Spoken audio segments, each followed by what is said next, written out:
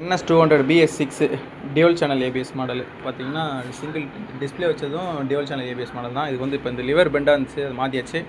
இப்போ வந்து இந்த பிரேக் பேட் சேஞ்ச் பண்ண போகிறோம். 12 mm ரிங்ஸ் யூஸ் பண்ணிவிட்டு இது லூஸ் பண்ணிக்கோங்க. இது ரிமூவ் பண்ணியாச்சு. பாருங்கள் பழைய பிரேக் பேட் இருக்கிற நிலமையை. ஃபுல் டெஸ்ட்டு ஃபுல்லாக இதை க்ளீன் பண்ணணும். இப்போ இந்த லாக்கை ரிலீஸ் பண்ணிக்கணும். ஒன்று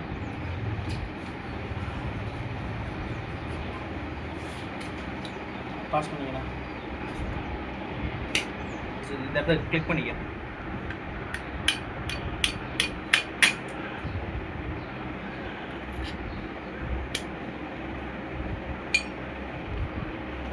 BS6 இந்த கிரெமிகா காலிபர் பொறுத்த வரைக்கும் ஈஸி.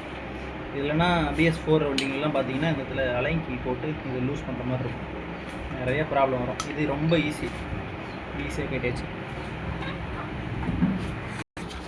இதை ஃபுல்லாக ஃபஸ்ட்டு இந்த ராடை வந்து க்ளீன் பண்ணி எடுத்துக்கோங்க.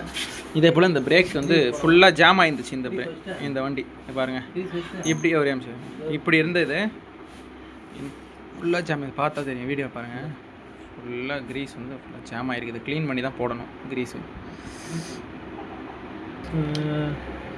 பிஸ்டன் மாட்டியாச்சு.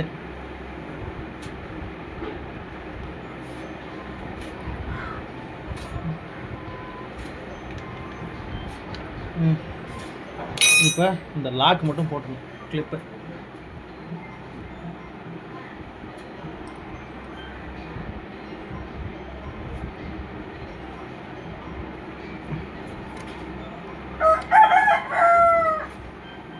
இன்னொன்றுங்க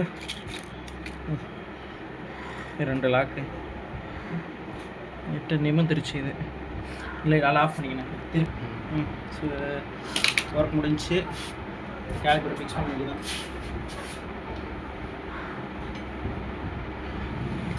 ஓகே, பக்காவாக இருக்குது.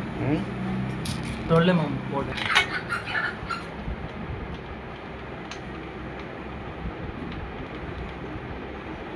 ஓகே, நான் பாஸ் பண்ணிக்கிறேன். ஸோ காலிபர் ஃபிக்ஸ் பண்ணியாச்சு. பேக் வீலை பின்னாடி அழுத்து போடினா. ஓகே, இப்போ பிடிக்காது. நல்லா கிளிக் பண்ணு, ப்ரெஸ் பண்ணால் அவ்வளோதான். இப்போ பிடி, அவ்வளோதான். பிரேக் பக்காவாக பிடிக்குது.